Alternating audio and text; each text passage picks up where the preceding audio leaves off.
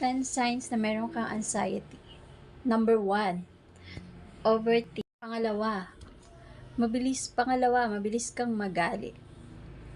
Number 3, madali kang makapagdesisyon. Gusto mo agad-agad. Number 4, feeling mo lagi kang pagod. Number 5, palaging sumasakit ang ulo mo, leeg at saka balikat. Number 6, palagi kang nag-iisip ng ikakasakit ng puso mo.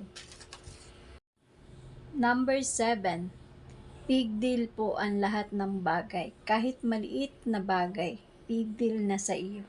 Number 8, kahit gusto mo nang magpahinga, hindi ka makapagpahinga kasi lagi mong iniisip yung mga bagay na walang kwenta. Hindi ka makakatulog. Number 9, bigla ka nalang magigising sa kalagitnaan ng gabi.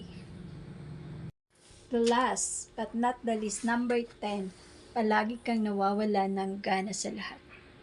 Thank you and follow for more.